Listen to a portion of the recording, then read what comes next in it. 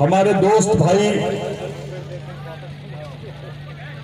जिनको मां मानव भगवान टंटा भील के विचारों पर विश्वास है, वो थोड़ा नजदीक आ जाओ, उधर दूर मत खड़े रहो। समाज के नजदीक रहोगे तो तुमको फायदा होगा, समाज से दूर जाओगे तो कुत्ते की मौत मारे जाओगे। ये ख्याल में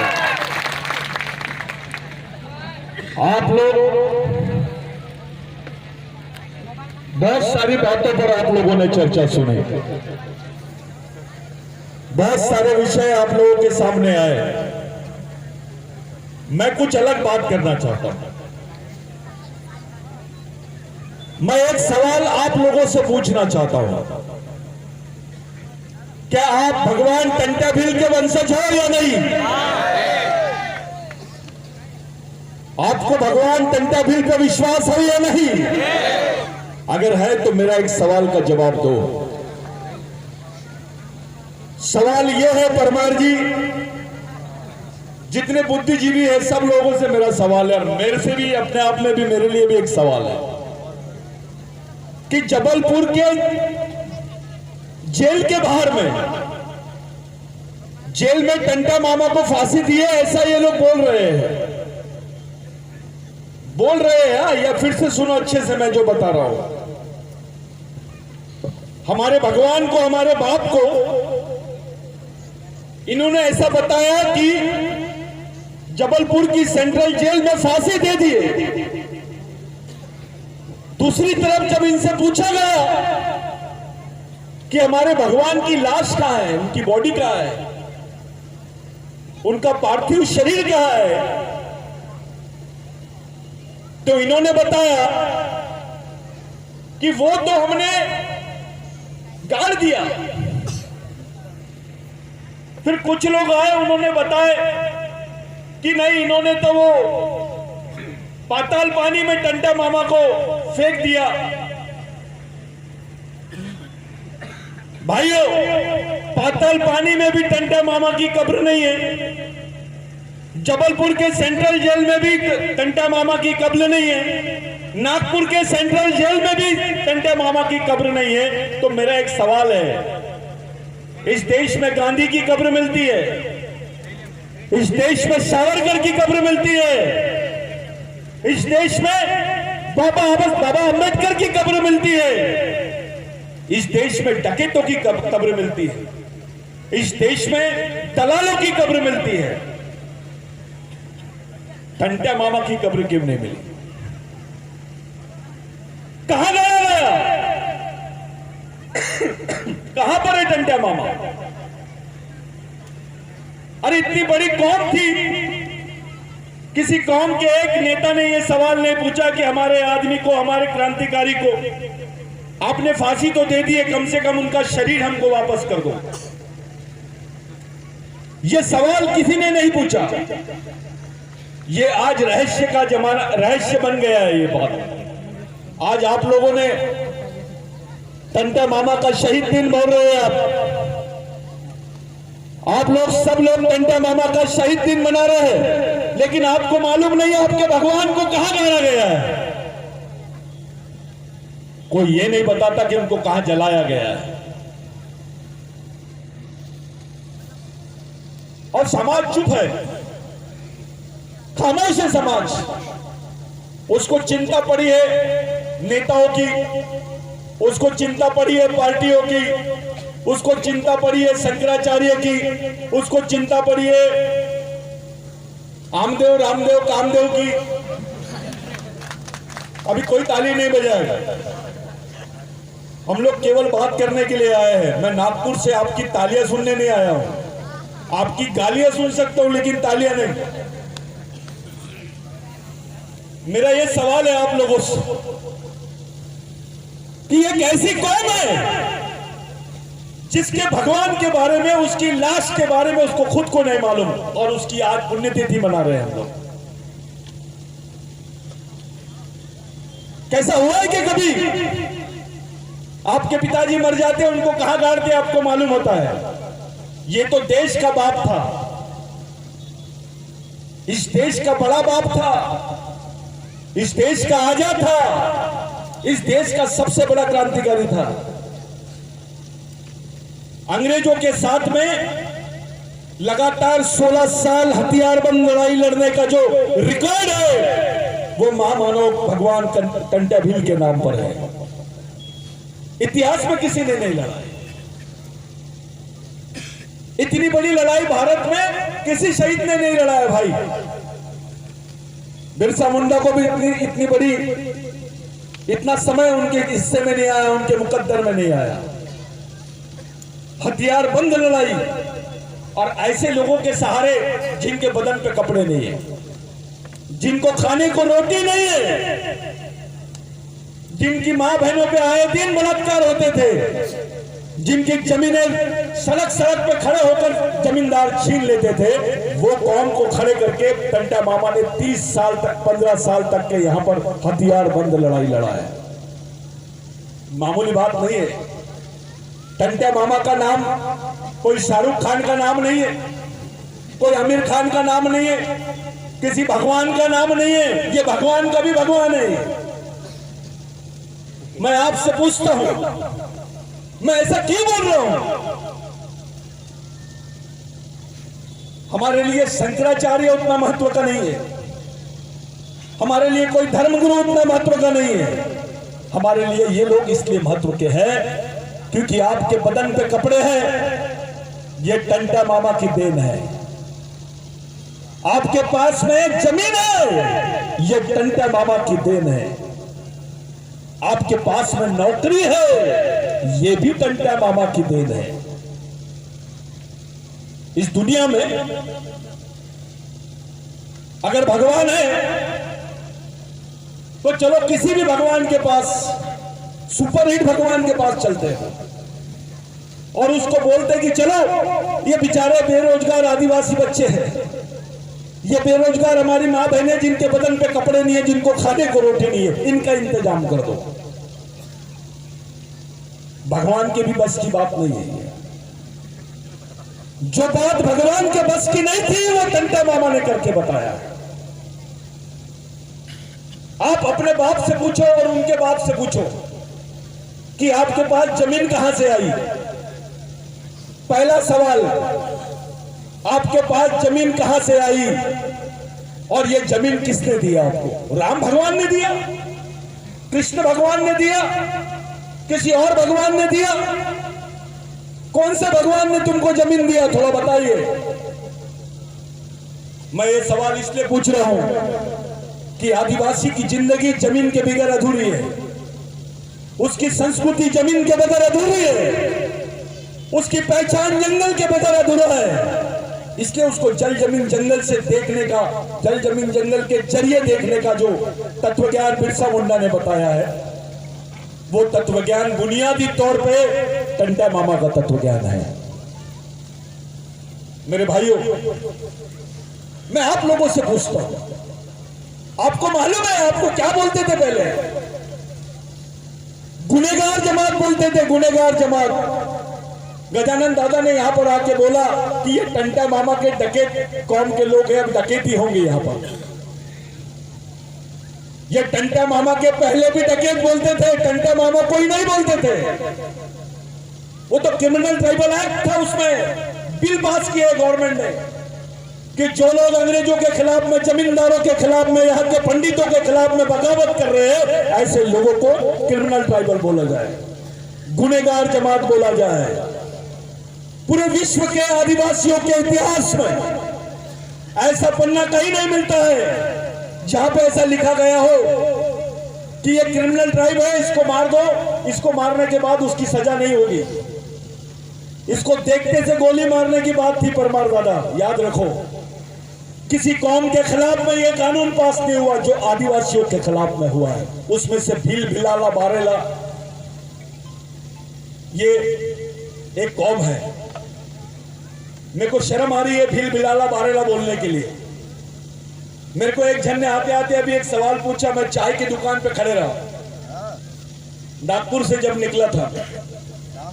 अरे भाऊ बोले कहां जा रहे हैं? मैंने बोला यार भगवान टंट्या भील की पुण्यतिथि है, वहां जा रहा हूं। अरे भील समाज का बहुत बड़ा मेला होगा बोले वहां पर, तो बोला हाँ। तो ये समाज कैसे एक जगह आएगा? बोले इस समाज की प्रॉब्लम क्या है? इतनी बड़ी लड़ाई लड़ रहा है, कोई भिलिस्तान की मांग कर रहा है, कोई फलाना है इसकी मांग कर रहा है। मैंने बोला कोई मांग नहीं, एक ही मंत्र है, सिर्फ एक ही मंत्र, अपने दिल से भील बिलाला बारेला का अलगाव निकाल दो। ये एक ही खून के लोग हैं, एक ही डीएनए है इनका। ये जो आप लोग आपस में जातिवाद करते हैं ना, ये बीमारी की जड़ है। इसको मर्दानगी नहीं बोलते, इसको सामाजिकता नहीं बोलते, इसको जातिवाद बोलते, इसको ब्राह्मणवाद बोलते हैं। तो मेरे भाइयों, मैं ये बताना चाह रहा था कि आपके लिए किस व्यक्ति ने जमीन दिया, ये बड़ी बात है या नहीं? बोलिए, मोदी जी को जमीन देते क्या? हमारे मामा जी को बोलो, यहां के मुख्यमंत्री मामा है और हमारा भी एक मामा है। कौन सा मामा असली है अभी तय हो जाएगा। एक आदिवासियों को जमीन देने वाला मामा है और एक आदिवासियों की जमीन लेने वाला मामा है। आपको कौन सा मामा होना? असली होना कि नकली होना? और जब असली होना तो उसके लायक बन जाओ, क्योंकि जिसमें टंटा मामा का खून है, जो टंटा मामा के वंश का आदमी है, वो डरपोक नहीं है। जो टंटा मामा के खून का आदमी है वो बेईमान नहीं है। जो टंटा मामा के विचारों का आदमी है वो सामाजिक आदमी है, वो राजनीतिक आदमी नहीं है। आप किसी भी पार्टी में रहो, पहले तो आपका समाज है। आपको किसी ने पूछा पार्टी बड़ी कि समाज, क्या जवाब दोगे आप? तो वो समाज है क्या? किस हाल में है?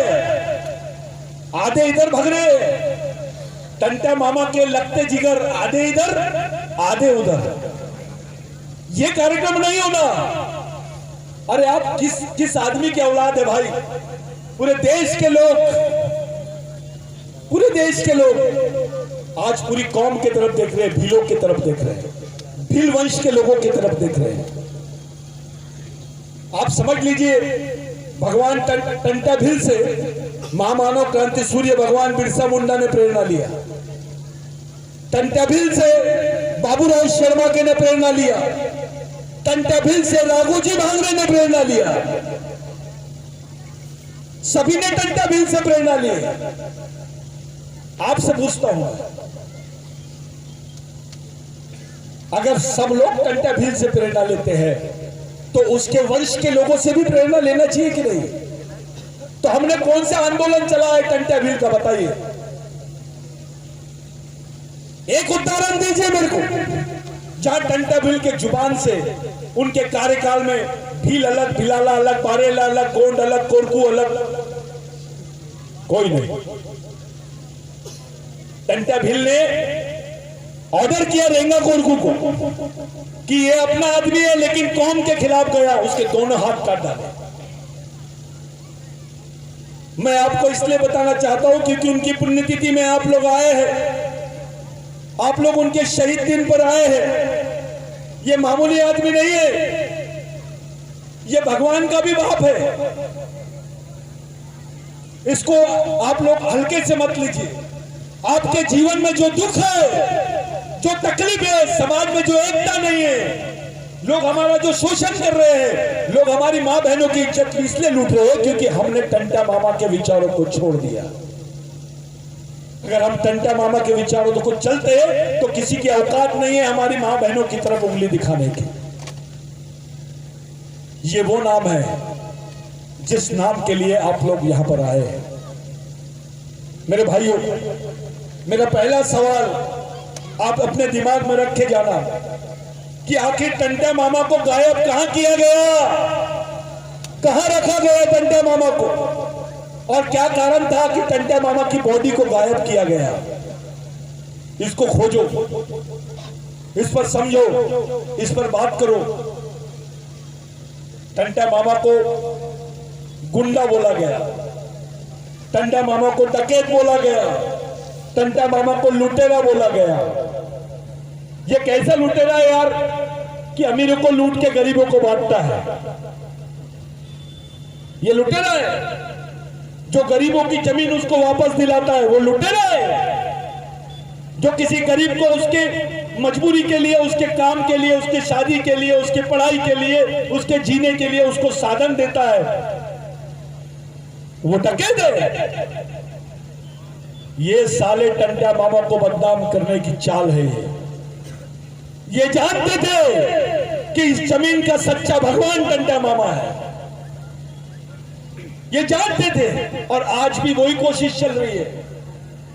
टंटा मामा को गुजर गए कितने साल हो गए? आज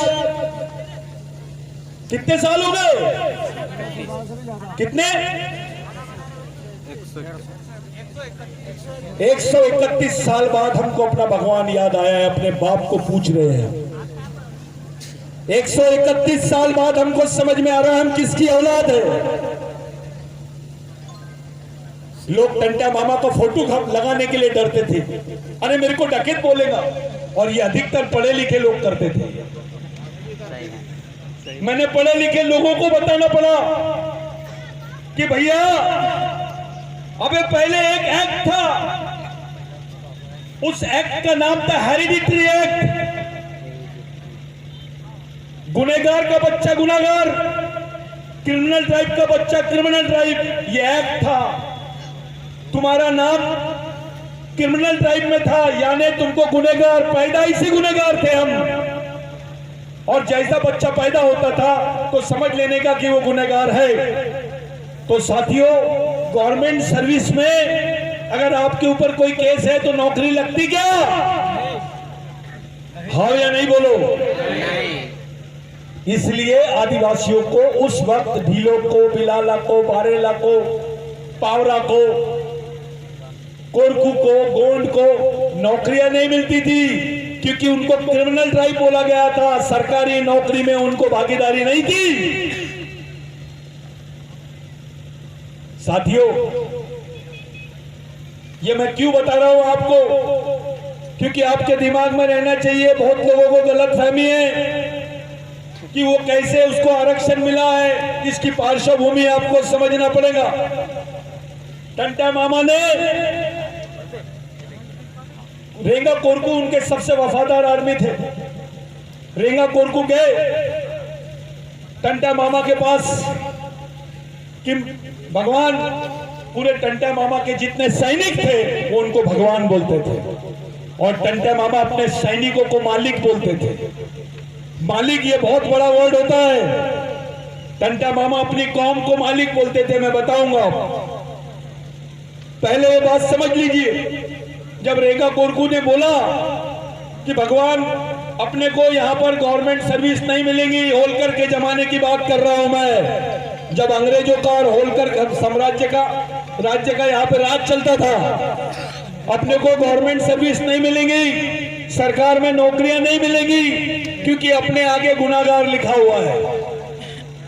टंटा मामा पढ़े लिखे नहीं थे, लेकिन मेंदू से 200 पढ़े लिखे को एक जगह समझा सकते थे 2 ही मिनट में, इतनी ताकत थी उनमें। तो टंटा मामा ने बोला रेंगा कोरकू को कि ठीक है, 1-2 दिन रुक जाओ। देखिए, शहीद दिन मना रहे हम। आज का दिन कौन सा दिन होना चाहिए मैं बताता हूं आपको। रेंगा कोरकू को बोला टंटा मामा ने कि रुक जाओ, कल बात करेंगे इसको। दूसरे दिन टंटा मामा के पास रेंगा कोरकू गए। क्रांतिवीर रेंगा कोरकू जब उनके सामने गए तो टंटा मामा को बोले, भगवान आप वो सवाल आपको याद है कि नहीं? तो टंटा मामा ने बोला, यस मेरे को याद है, क्या किया जाए? टंटा मामा ने बोले, जाओ अंग्रेजों को बोल दो कि जिस टंटा भील को आपने 17 साल से पकड़ नहीं पाया, उसको पकड़ने का एक ही तरीका है कि ये जो आपकी पुलिस फोर्स है, ये जो पुलिस की सेना है, इसमें आदिवासियों को भर्ती कराओ।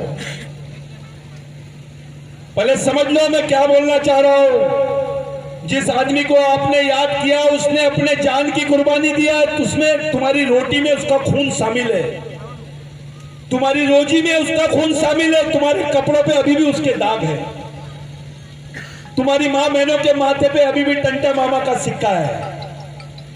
टंटा मामा ने बोला, जाओ बोल दो कि जितने भील, बिलाला, बारेला, पावरा,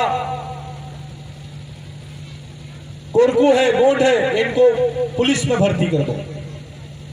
उस वक्त 1300 सैनिकों को पुलिस में भर्ती किया अंग्रेजों ने। ये बात को मान ली कि अगर टंटा मामा को पकड़ना है तो आदिवासी ही अफसर होना चाहिए। जैसे अभी सरकार कर रही है, गढ़चिरौली में, बस्तर में पुलिस वाला भी आदिवासी और नक्सलवादी भी आदिवासी। गोली किधर से भी चलेगी, मरेगा कौन? यही रणनीति उस वक्त आई। जब ये बात टंटा मामा ने बोला कि जाओ बोलो, तो अंग्रेज मान गए। पहली बार भारत के इतिहास में, पहली बार किसी गवर्नमेंट के महकमे में, किसी सरकारी नौकरी में यहाँ के भीलों को, बिलाला को, बारेला को, पावरा को, दाविद को नौकरी में लिया गया, कोरकू को लिया गया। ये डॉक्टर बाबा साहब अम्बेडकर का प्रोविजन नहीं था, ये उसके पहले का प्रोविजन था जो डॉक्टर बाबा साहब अम्बेडकर ने आगे बढ़ाया। बाबा साहब का मैं इतिहास बताना चाहूंगा 2 मिनट के लिए, लेकिन आपको यह मालूम होना चाहिए कि आपके जेब में, आपके बच्चों के हिस्से में, आपकी खून के हिस्से में नौकरी कहां से आई। उसके बाद से यहां के भील, बिलाला, बारेला को नौकरियों में स्थान मिला, आपको आरक्षण मिला, आज नौकरियों पर आप है। Criminal tribal bill automatically abolish हुआ है। इस देश के पार्लियामेंट में कोई प्रस्ताव पास नहीं हुआ उसको, इट हैज ऑटोमेटिकली एबॉलिश किया उसको, ऑटोमेटिक खत्म हुआ। तो ये टंटा बिल है जिसके लिए आप लोगों ने बैठा है। आप सोच सकते हो, एक हथियारबंद आदमी, एक अनपढ़ आदमी पूरे समाज को नौकरी दे दिया, पूरे समाज के लोगों को जमीनें दिया, जिसको आप लोग आज ये भील प्रदेश बोल रहे हो। दादा, भील प्रदेश में तमाम क्रांतिकारियों का बहुत बड़ा सहयोग है, लेकिन रेवेन्यू लैंड एक्विजिशन एक्ट में अगर सबसे ज्यादा किसी का योगदान है तो वो टंटा मामा का योगदान है। लेकिन क्या है, जिसका खाते हैं हम, जिसके वजह से नौकरी मिली है, जिसके वजह से मेरे बच्चों के पेट पे रोटी आई है, जिसके वजह से हमारी मां बहनों के बदन पे कपड़े आए हैं, उसी टंटा मामा को हम लोगों ने भुला दिया। हम समझ रहे नहीं कि वास्तविकता में उस नाम में कितना करंट है। मैं बहुत बहुत धन्यवाद देना चाहता हूं जिन लोगों ने भी इस पुतले को यहां पर बिठाया, जो 2 क्रांतिकारियों के, 3 क्रांतिकारियों के पुतले बिठाए, और खास करके भगवान टंटा भील का। आप उन तमाम आयोजक और नियोजन करने वाले लोगों के लिए जोरदार तालियां बजाओ।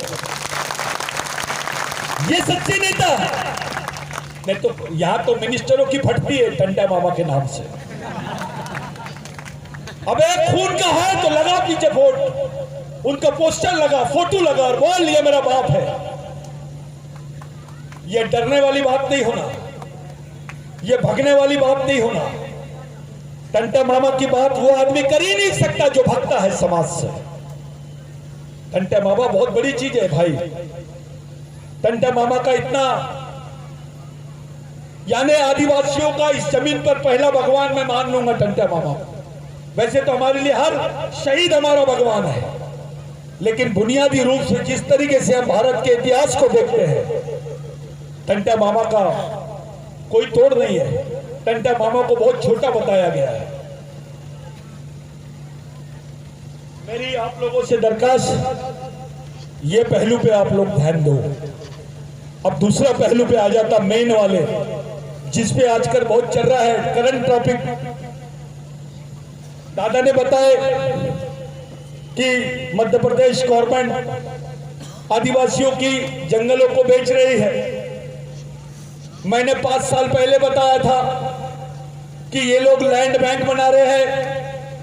आरएसएस के साथ बैठकर इन्होंने मंत्रणा की है कि अब आदिवासियों के साथ साथ उनकी जमीनों को कैसा बेचा जाए, क्योंकि आदिवासियों का खून बेचा जा रहा है, आदिवासियों की किडनी बेची जा रही है, अब उनकी मां बहनें बेची जा रही है, अब आदिवासियों की जमीन उनको बिगर पूछे बेची जाएंगी। आप क्या कर लोगे? आपके नेता क्या उखाड़ लेंगे? क्या है आपके पास में? आपका कौन सा संगठन है, सब तो व्हाट्सएप पे चल रहा है। अरे फोन पे प्यार नहीं होता भाई, और ना फोन पे लड़ाई होती है। जमीन पे आ, प्रैक्टिकल बताओ, जमीन पे काम। हमारे लोग संगठन भी चला रहे हैं तो व्हाट्सएप का बहुत ज्यादा सहारा ले रहे हैं। अरे अपने दुश्मन को बताता है क्या तू क्या कर रहा है? अरे लड़ने की एक अलग राजनीति होती है, उसकी अलग रणनीति होती है। वो रणनीति अपने दुश्मन को बताई नहीं जाती मेरे भाई।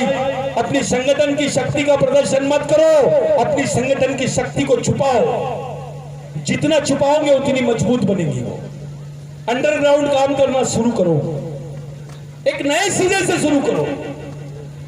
मैं ये बकबक बात वो मेरे को जमता नहीं। सीधी बात करो, किस बात की जरूरत है? हम देख रहे हैं हमारा नेता बीजेपी में भी रहेगा तो उसका सम्मान नहीं होता है, हमारा नेता कांग्रेस में भी रहता है तो उसका सम्मान नहीं होता है, हमारा नेता किसी भी पार्टी में रहता है तो उसका सम्मान नहीं होता। इसलिए नहीं होता क्योंकि उसके समाज का सम्मान नहीं होता है, इसलिए नहीं होता क्योंकि उसके समाज के शहीदों का सम्मान नहीं होता है। मेरे को बताइए कौन से पेपर में आया? आज 4 दिसंबर है, भगवान टंटा भील के शहीद दिन है, ऐसा कौन सा पेपर में आया न्यूज़पेपर में? बताइए, कोई नेशनल न्यूज़पेपर में आया क्या? जम के बोलो नहीं। क्यों नहीं आया? आपका पेपर क्यों नहीं चलाते आप? आपको मना किसने किया? आप खुद का अखबार क्यों नहीं चलाते हो? आपके पास आपका अखबार नहीं है, आपके पास आपका मीडिया नहीं है, आपके पास आपके सुनने वाले लोग नहीं है, आपके पास आपके बोलने वाले लोग नहीं है, और सबसे बड़ी तकलीफ की बात है आपके पास आपके लिए लड़ने वाले लोग नहीं है। साथियों, ये मिशन की जरूरत है आज। जिस मिशन को टंटा मामा ने चलाया, जिस मिशन को बाबूराव शर्मा के ने चलाया, राघोजी बांगरे ने चलाया और महामानव क्रांति सूर्य भगवान बिरसा मुंडा ने चलाया, उसी मिशन को चलाने की जरूरत है। हमने दुकान लगा लिए, मैं ये संगठन का हूं, मैं वो संगठन का हूं, चलो इधर आ जाओ, मैं तुमको राष्ट्रीय अध्यक्ष बना देता हूं। किसको होना पद? मैं यही ऐलान करता हूं, किसको पद होना ले लिए। अबे राष्ट्रीय अध्यक्ष बनने से कुछ नहीं होता। जमीन पे क्या है ये बता, तेरे मेंदू में क्या है ये बता, तेरे कपड़े कैसे हैं ये नहीं देखना है मेरे को। मिशन में तुम्हारे कपड़े, तेरी बॉडी कैसी है ये नहीं देखना है, तेरे दिमाग में कितनी ताकत है वो देखना है। कैसा है, समाज के लिए क्या कर सकते हैं हम, उसके लिए कैसे चला सकते हैं अपना मिशन, उस बारे में बात करो। इधर उधर की बात मत करो। आप ये पेड़ की डालियां काटने में बात मत करो, जड़ पे बात करो। मेरे भाइयों, ये लैंड बैंक केवल मध्य प्रदेश में नहीं बना है, ये लैंड बैंक छत्तीसगढ़ में बना है। अब समझ लो, ये लैंड बैंक महाराष्ट्र में भी बनने वाला है, ये लैंड बैंक झारखंड में भी बनने वाला है। और इसलिए जो फॉरेस्ट बिल है उसको अटका के रखे हैं। वो अटका के इसलिए रखे कि जो जमीन की दावेदारी वो लोग कर रहे हैं वो जमीन लैंड बैंक का हिस्सा है। अब समझ में आया ये बता रहे हैं कि हम शादी नहीं करने वाले, लेकिन बता दिए सगाई हो गई। यानी देखो दिमाग कैसा चल रहा है इनका। आपको पूछेंगे नहीं और आपकी जमीन का सौदा हो जाएगा। अरे अपनी मां, अपनी बहन और उससे बड़ी चीज अपनी जमीन, उसको भी आदिवासी अपनी मां समझता है। हमको पता भी नहीं चलेगा, हमारी जमीन का सौदा हो जाएगा और हम कुछ नहीं कर सकेंगे क्योंकि हमारे में जज्बा नहीं रहेगा, हमारे में ताकत नहीं रहेगी, हमको कोई पूछेगा नहीं। दादा, मैं सब लोगों से रिक्वेस्ट करता हूं, एक बोलता है मेरे को गोंडवाना होना, गोंडवाना राज्य की बात करता है, एक भिलिस्तान की बात करता है, एक नॉर्थ ईस्ट की बात करता है, एक कोई और नागालैंड की बात कर रहा है। मैं इन बातों से सहमत नहीं हूं। मैं उनको खुला इनविटेशन देता हूं, या तो मेरे को समझा दो या तो समझ लो। दूसरी चीज, पहली बात यह है कि आप लोगों के सामने पहला प्रश्न ये है मेरे भाई कि आप अगर भाषावार प्रांत की बात करना चाहते हो तो मेरे को बताइए, तुम्हारी भाषा तो भारत की पहली भाषा है, सबसे पहली भाषा है, लेकिन भारत सरकार ने यूनाइटेड नेशंस में ऑक्सफोर्ड यूनिवर्सिटी में इस देश की पहली भाषा संस्कृत को डिक्लेयर कर दिया है, उसको मान्यता मिल गई है। अगर संस्कृत इस देश की पहली भाषा हो गई तो आदिवासी इस देश का पहला आदमी कैसे होगा भाई? थोड़ा सोचो। हमारे सामने केवल सांस्कृतिक प्रश्न नहीं है, सांस्कृतिक प्रश्न का जो आधार है वो तुम्हारी भाषा है, तुम्हारे रीति रिवाज है। आजकल चल रहा है एक जन सरना धर्म लेंगे, उधर चल रहा है गोंडी धर्म लेंगे, कोई मुंडा धर्म की बात कर रहा है, कोई भिल्ली धर्म की बात कर रहा है। ये बेवकूफी मत करो। अगर ये अलग अलग धर्म हो गए, जैसे आज मुंडा अलग है, भील अलग है, गोंड अलग है, वैसे ही जात धर्म के नाम पर भी हम अलग हो जाएंगे। समाज एक जगह आएगा कैसे? तो आपको धार्मिक कोड की बात नहीं करनी पड़ेगी, आपको सांस्कृतिक कोड की बात करनी पड़ेगी। क्योंकि भील की संस्कृति, पुंडा की संस्कृति, देश के किसी भी आदिवासियों की संस्कृति कैसी है? एक है। इतना ही नहीं, विश्व के आदिवासियों की संस्कृति भी एक है।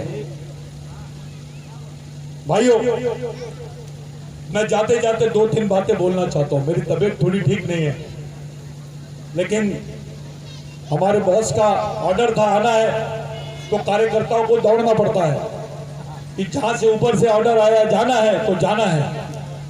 मैं खड़े भी नहीं रह सकता हूं और वो यकीन भी नहीं मानेंगे कि मैं खड़े नहीं रह सकता, और मैं भी चाहूंगा कि उनको यकीन ही ना हो कि मैं खड़े नहीं रह सकता।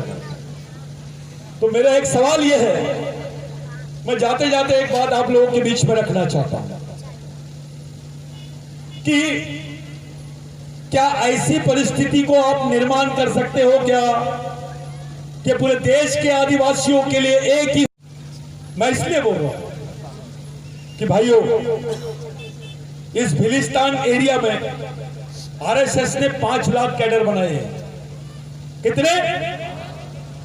5 लाख, जिसमें से 1 लाख आदिवासियों को उन्होंने प्रशिक्षित कर दी। अब सवाल खड़ा होता है, तुम्हारा ही भाई दुश्मन की सेना का सेनापति बनकर तुम्हारे सामने खड़ा है, लड़ोगे किससे? तुम जो आदिवासी नहीं है उनके पास 1 लाख आदिवासियों का संगठन है, और जो आदिवासी है उनके पास 1000 लड़कों का भी प्रॉपर संगठन नहीं है। मेरे को मुंडी नहीं होना, ऐसे 1 लाख लोग रहे उसका कोई वैल्यू नहीं है, लेकिन 10,000 लोग भी रहे, एक विचारों के रहे, मजबूत विचारों के रहे, उसकी जरूरत है। ये कारखाना कैसे बनाओगे उसके बारे में विचार करना छोड़ो, सोचो। ये मोबाइल में ऐसा, मैं ऐसा हूं, मैं वैसा हूं, मैं फलाना हूं, ये आदिवासी टाइगर, मैं काहे का टाइगर? अभी तो टाइगर को जहर दे के मार रहे हैं, गोली दे के, गोली खा के मार रहे हैं, टाइगर भूख से मर रहा है। लेकिन एक बात सच है, टाइगर जिंदा है। तो मैं ये बोल रहा हूं आपसे कि आप लोगों के दिमाग में ये बात डाल लीजिए, जब तक कि आप शिक्षण और प्रशिक्षण का कार्यक्रम नहीं चलाएंगे समाज खड़ा नहीं हो सकता है, और उसके लिए आपको मिशन की जरूरत है, और यही टंटा मामा का मिशन आपको चलाना है। आपकी आने वाली पीढ़ी को अगर जिंदा रखना है तो टंटा मामा के विचार ही आखिरी पर्याय है। मेरे भाइयों, आरक्षण नहीं रहेगा तो आप क्या करोगे बताइए? अब आरक्षण खत्म हो रहा है 13 जुलाई को। 13 जुलाई 2021 में इनके पास कोई पोस्ट ही नहीं रहेगी। पूछिए, इनके पास में सरकारी पोस्ट नहीं है तो आरक्षण कैसे है? समझ रहे हैं आप? सरकारी पोस्ट ही नहीं है तो आरक्षण कैसे होगा? भाई आरक्षण पोस्ट के लिए है ना, नौकरी के लिए आरक्षण है ना, नौकरी नहीं है तो आरक्षण कैसे होगा? तो अपने लोगों को बेवकूफ बनाते हैं, आरक्षण की बात कर। अबे बिगर गोली की बंदूक दे रहा है क्या? बंदूक दे रहा और गोली नहीं है, मतलब क्या? उससे अच्छा तो डंडा है। अरे बंद हवाई जहाज से अच्छी चालू साइकिल है। हवाई जहाज है और बंद है, क्या मतलब है? लेकिन साइकिल है और चालू है तो हम पहुंच जाएंगे अपनी मंजिल तक। तो पहले ये समझ लो कि अब आरक्षण खत्म हो गया तो तुम क्या करोगे। अब तुम्हारी भाषा, तुम्हारी बोली की पहचान खत्म हो गई, तब क्या करोगे। तुम्हारे समाज का आदमी खत्म हो रहा है, उसका माइंड बदला जा रहा है, तो क्या करोगे। तुम्हारे आने वाली पीढ़ी तुम्हारे विचारों पे नहीं खड़ी हुई, तब क्या करोगे। और ये सरकार तुमको दबाने की कोशिश करे और भगाने की कोशिश करे यहां से, तो क्या करोगे। इन सब चीजों की तैयारी कैसे करोगे आप। इसका रास्ता कौन सा है, कौन से रास्ते से हमने अपने समाज को ले जाना है, उस दिशा में सोचना शुरू कर दो। मेरे भाइयों, मेरे को गर्व है ये बात बोलते हुए आपके बीच में। मैं आपके बीच में ये बात बोल रहा हूं, मैं बहुत बड़ी बात नहीं कर रहा हूं, लेकिन सच्चाई बता रहा हूं। आज हम लोग भगवान टंट्या भील का यहां पर शहीद दिन मना रहे हैं, लेकिन भगवान टंट्या भील का जन्मदिन अमेरिका में भी मनेगा, अफ्रीका में भी मनेगा, पाकिस्तान में भी मनेगा, और सब देश के आदिवासी लोग उसको मानेंगे। ये तैयारी चालू है। अब टंट्या मामा को लेके जाना है दुनिया में, उनको बताना है असली शेर ये जिसके वजह से भारत बना। 1935 का जो एक्ट है, उस एक्ट की पहली फेज में जिसका प्रस्ताव था ब्रिटेन में, वहां पे पहले ब्रिटेन एडविन लॉक ने बोला था कि टंट्या भील के देश की बात है। क्या बोला था, टंट्या भील की देश की बात, यानी अंग्रेज मान गए थे कि ये देश किसका है, तो इस देश का मालिक कौन है। अगर आप मालिक हो तो मालिक जैसे रहो, गुलाम जैसे मत रहो। कौन से भगवान ने आपको मालिक बनाया, खड़े हो जाओ, बताओ वो भगवान का नाम बताओ, कहां रहता है, उसका एड्रेस बताओ। ये आदमी के लिए ताली बजाओ, डरा नहीं हो, असली आदिवासी दिख रहा है। ये इसका मतलब अपने बीच में कुछ है। मेरे को थोड़ा शक हो गया था, लेकिन अब शक करना भी जायज था। अनुभव बहुत गलत आए हैं। कुछ लोगों ने जब टंट्या मामा का 26 जनवरी को जन्मदिन मनाए, तो कुछ लोगों ने बोले कहां से ला लिए यार ये डेट ऑफ बर्थ, ये कहां से हैप्पी बर्थडे मना रहे तुम, टंट्या मामा का हैप्पी बर्थडे। मैं बोला टंट्या मामा नहीं, ये देश का ग्रैंडफादर है, ये भारत का ग्रैंडफादर है, ये राष्ट्रपिता नहीं है, राष्ट्र का आजा है, बाप का बाप आजा। और हमने साबित करके बताया। और आपको खुशी होगी, 2-3 महीने में पार्लियामेंट के बजट सेशन में आपको भगवान टंट्या भील का पार्लियामेंट में पुतला लगना चाहिए, इसका प्रस्ताव आ जाएगा। ये बात 26 जनवरी को इंदौर में हुई थी, उसका प्रस्ताव आ गया। अब टंट्या भील पे एनसीईआरटी और एंथ्रोपोलॉजिकल डिपार्टमेंट काम करेगा, और पहली पिटीशन हम दाखिल करेंगे कि टंट्या भील की बॉडी कहां है, बताइए। जब इस देश में सुभाष चंद्र बोस के बारे में बात चल सकती है, जब सुभाष चंद्र बोस के रहस्यमय मौत के बारे में बात हो सकती है, तो टंट्या भील के रहस्यमय मौत के बारे में बात क्यों नहीं हो सकती है। हो सकती है कि नहीं, दम से बात करो, पूछो आखिर टंट्या भील को मारा गया कि उसकी बॉडी को ब्रिटेन में लेके गए या किसी को सौंप दिया गया। भाइयों, इस बात को अच्छे तरीके से आप लोग समझ लीजिए कि आपको सामाजिक लड़ाई लड़नी है, आपको सांस्कृतिक लड़ाई लड़नी है, आपको आर्थिक लड़ाई लड़नी है, अपने बाल बच्चों को तैयार करना है। जितनी माता बहनें हैं, मैं आपको बताना चाहता हूं कि टंट्या भील का अगर आप नाम ले रहे हो तो जेल जाने के लिए तैयार हो जाओ, अपने बाल बच्चों के लिए लड़ने के लिए तैयार हो जाओ, अपने बाल बच्चों की लड़ाई लड़ने के लिए तैयार हो जाओ, शर्माओ मत। अगर सही में टंट्या भील की औलाद है तो आपको मालूम है टंट्या मामा के साथ में 100 महिलाओं ने 11 घंटे तक अंग्रेजों के खिलाफ में लड़ा था। कितने घंटे तक? और उनके पास हथियार थे, इनके पास तीर कमान। तीर कमान से 11 घंटे तक लड़ना ये मामूली बात नहीं है। यानी उस वक्त टंटा मामा ने अपनी महिलाओं को भी फोर्स में शामिल किया, उनको भी सेना का हिस्सा बनाया। आज एक बहुत महत्वपूर्ण दिन है भाइयों आपके लिए, आज शपथ लेके जाइए। मैं ये बात से सहमत हूं, कुछ लोगों ने बोले कि भाई समाज का आने वाली पीढ़ी भी नेतृत्व करना चाहिए, मैं इसके लिए सहमत हूं। मेरी सोच ये है, राजा का बेटा राजा नहीं और नेता का बेटा नेता नहीं। समाज के गरीब आदमी का भी बच्चा समाज का नेतृत्व करना चाहिए, इसलिए मिशन की जरूरत है। आप लोग एक ऐसे समाज का गठन करने की तरफ हम लोग जाना चाहते हैं जहां समाज का जाति, व्यक्ति, पार्टी, क्षेत्र कुछ नहीं, केवल समाज और समाज। संस्कृति के आधार पर पूरे आदिवासी समाज का गठन करना ये एकमेव पर्याय है। अगर आप संस्कृति की बात करते हैं तो यहाँ का ओबीसी को पूछना पड़ेगा कि तेरा धर्म हिंदू हो सकता है, बता तेरी संस्कृति क्या है, तो वो बोलेंगे आदिवासी। यहाँ के दलित को पूछेंगे तेरा धर्म बौद्ध हो सकता है, तेरी संस्कृति कौन सी है, तो वो बोलेगा आदिवासी। यहाँ के मुसलमान को पूछिए आप, तेरा धर्म इस्लाम है, तेरी संस्कृति कौन सी है, तो वो बोलेगा आदिवासी। यहाँ के और भी लोगों को पूछिए, वो बताएंगे उनकी संस्कृति आदिवासी है। यानी इस देश में घर वापसी का आंदोलन शुरू हो जाएगा। अल्पसंख्यक आदिवासी बहुसंख्यक आदिवासी में तब्दील हो जाएंगे। आपकी ताकत बढ़ेगी। आप कल्चरल लैंग्वेज करो। मैंने बार बार बताया, किसी नेता के घर से आदिवासियों का मुक्ति का रास्ता नहीं निकलता है, लेकिन टंटा मामा के घर से निकलता है। मेरे भाइयों, गांव गांव में इस आंदोलन को ले जाओ, गांव गांव में इस बुनियाद को खड़ी करो, गांव गांव में बताओ, बच्चे बच्चे को सिखाना है, आदिवासी को बचाना है।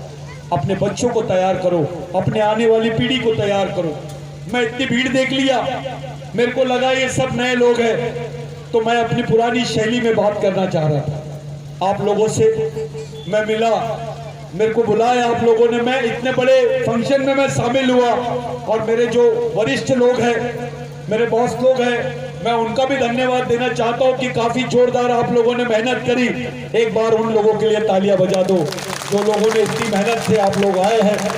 मेरे भाइयों, 3 बातें आपके दिमाग में डाल लीजिए।